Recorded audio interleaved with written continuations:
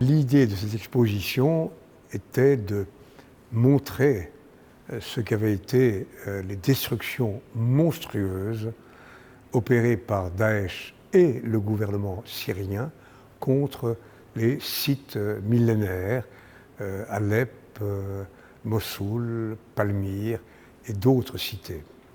Et la technologie contemporaine offre une possibilité d'assurer une visibilité complète, totale de la situation, mieux que ne le ferait le regard humain ou la photographie. D'où l'aspect saisissant et impressionnant.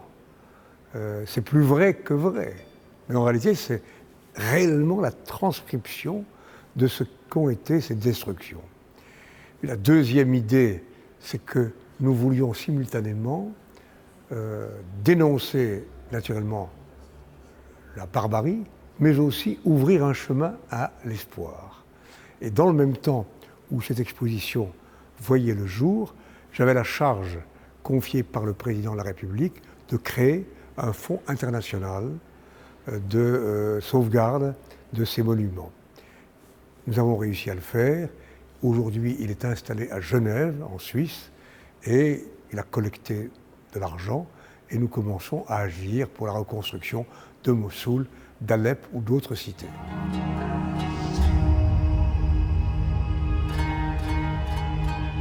أنا فيصل جبر مدير مركز قلقامش لحماية الآثار والتراث من مدينة الموصل شمال العراق.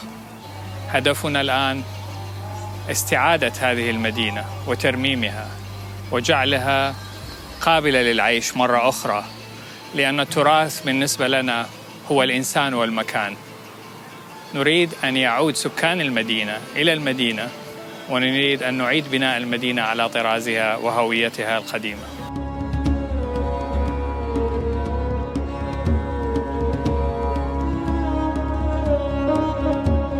Je m'appelle Michel Makdissi, je suis archéologue syrien. J'ai dirigé une équipe qui a fouillé sur plusieurs localités à Palmyre et particulièrement dans l'esplanade du sanctuaire de Bel.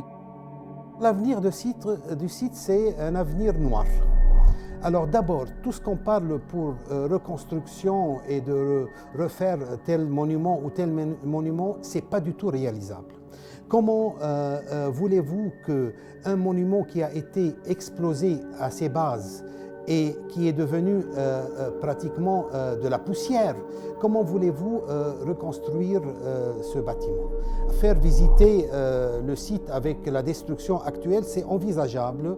On peut associer cette visite à, disons, des écrans ou bien des projections dans notre maison de fouilles ou dans l'entrée, où on présente l'état avant la destruction en 3D. Ça pourrait être une option.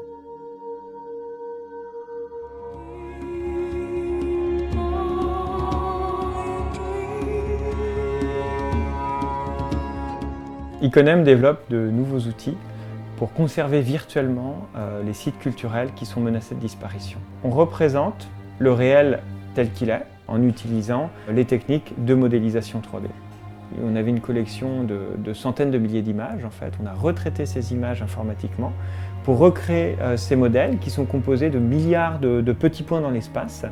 Et à partir de ces modèles, on a pu créer des grands panoramas vidéo qui vont constituer la matière en fait, de l'expérience immersive qu'on va vivre durant l'exposition. On va pouvoir survoler des villes, rentrer dans les maisons de ces villes comme Alep et Mossoul. Donc la 3D nous offre une liberté de mouvement qui est complètement nouvelle. L'idée c'est de remettre le spectateur au cœur de ces sites. Donc même si effectivement la vision n'est pas 3D, c'est-à-dire qu'on n'a pas de lunettes, en fait l'impression, la sensation,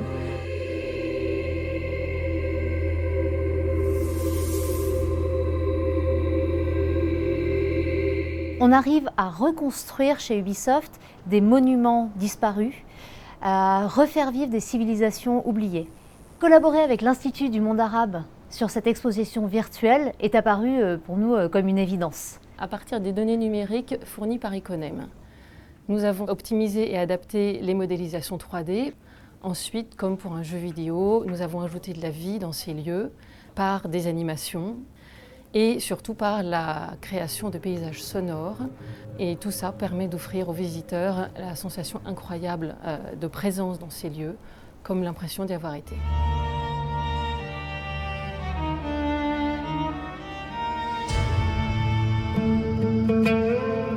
Von Mossul nach Palmyra reiht sich ein in eine Reihe von Ausstellungen hier in der Bundeskunsthalle, in der das zerstörte Kulturgut zentral steht. Seit den Anfängen der Bundeskunsthalle wird diese Thematik hier im Hause präsent gemacht.